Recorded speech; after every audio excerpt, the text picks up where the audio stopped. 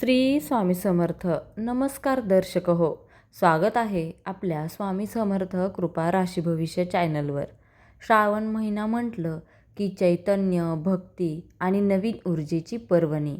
आणि अशातच जर आपली तूळ राशी असेल तर हा श्रावण महिना तुमच्या आयुष्यात काय घेऊन येत आहे? नोकरीत बढती मिळणार का? व्यवसाय वाढणार का? प्रेमात यश येईल का? या सर्व प्रश्नांची उत्तरे आज आपण या व्हिडिओमध्ये सविस्तर पाहणार आहोत. व्हिडिओ शेवटपर्यंत नक्की पहा, कारण शेवटी मी तुम्हाला एक असा महाउपाय सांगणार आहे जो तुमचे भाग्य पूर्णपणे पालटून टाकू शकेल. तूळ राशीचा स्वभाव आणि श्रावण महिन्याचा योग. तूळ राशीचा स्वामी शुक्र आहे, जो संपत्ती, प्रेम, सौंदर्य आणि विलासाचा कारक मानला जातो. श्रावण महिन्याचा अधिपती हा भोलेनाथ शिवशंकर आहे. शुक्र आणि शिवशक्तींचा हा अद्भुत योग तूळ राशीच्या जातकांसाठी अत्यंत शुभ मानला जात आहे. या महिन्यात निसर्गाची जशी हिरवळ पाहायला मिळते, तसेच त्यांच्या आयुष्यातही सुसंवाद आणि समृद्धीची हिरवळ पाहायला मिळेल. आठवडा निहाय भविष्य. पहिला आठवडा नवीन सुरुवातीचा काळ. करिअर. महिन्याची सुरुवात काही नवीन जबाबदाऱ्या घेऊन येईल. ऑफिसमध्ये तुमच्या कामांचे कौतुक होईल. बॉस तुमच्यावर खुश राहतील. आर्थिक. जुनी येणे बाकी असलेली रक्कम आणि अडकलेले पैसे अचानक हातात आल्यामुळे मन प्रसन्न राहील. काळजी. आरोग्याच्या बाबतीत खाण्यापिण्याच्या सवयींवर नियंत्रण ठेवा. पावसाळ्यामध्ये सर्दी, खोकल्याचा त्रास होऊ शकतो. दुसरा आठवडा आर्थिक प्रगती आणि निर्णय क्षमता. व्यवसाय.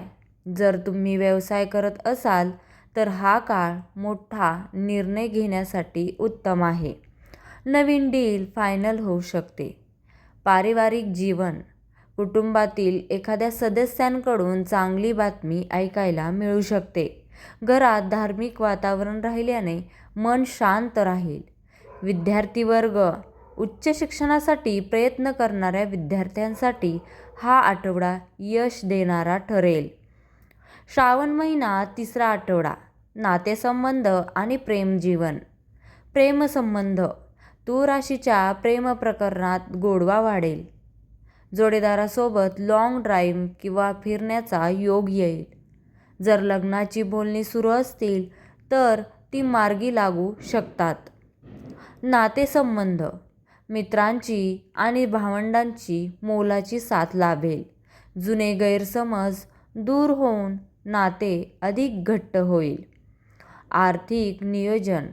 तूळ राशीच्या लोकांनो, सणसुदीच्या काळात घराच्या खरेदींवर किंवा नूतनीकरणांवर खर्च होऊ शकतो, त्यामुळं बजेटचे नियोजन आधीच करा.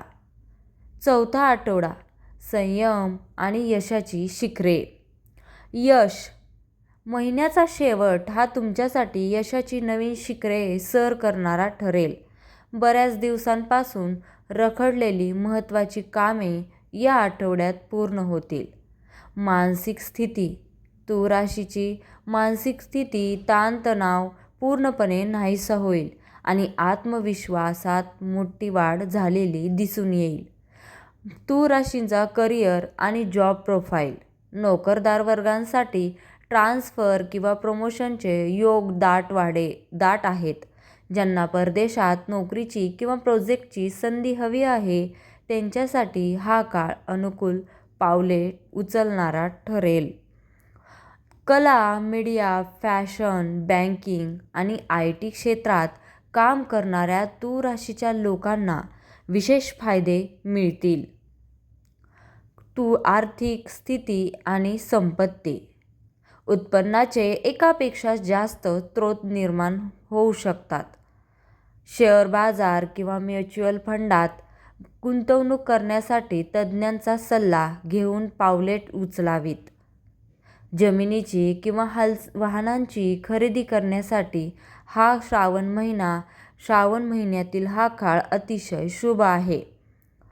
तिसरा आहे तूळ राशींचे आरोग्य आणि फिटनेस. मानसिक आरोग्य उत्तम राहण्यासाठी ध्यान करा. पाठीचा कणा किंवा सांध्याच्या दुखाण्याकडे दुर्लक्ष करू नका.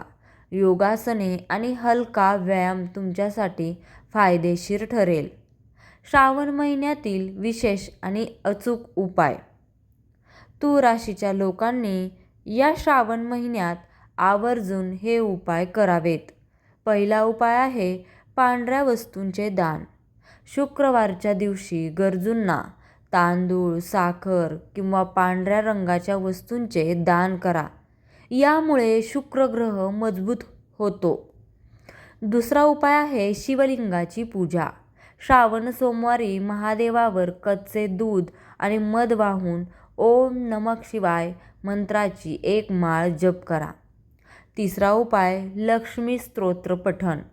आर्थिक समृद्धीसाठी दररोज किंवा दर शुक्रवारी श्रीसूक्त किंवा कनकधारा स्तोत्रचे पठण करा. चौथा उपाय आहे बेलपत्र अर्पण. श्रावण महिन्यात शक्यतो दररोज महादेवांना 11 किंवा 21 बेलपत्रे अर्पण करा. तर मंडळी, हा होता तूळ राशीसाठी श्रावण महिन्यांचा संपूर्ण आणि सविस्तर गोषवारा. हा महिना तुम्हाला भरभरून यश आणि आनंद देईल, यात तीळ मात्र शंका नाही. तुम्हाला हा व्हिडिओ कसा वाटला कमेंट बॉक्समध्ये हर हर महादेवा लिहून नक्की सांगा. व्हिडिओ आवडला असेल तर लाईक करा आणि आपल्या स्वामी समर्थ कृपा राशी भविष्य या चॅनलला सबस्क्राईब करायला विसरू नका. भेटूया पुढील व्हिडिओमध्ये. तोपर्यंत स्वतःची काळजी घ्या, आनंदी राहा. श्री स्वामी समर्थ. जय जय स्वामी समर्थ. धन्यवाद.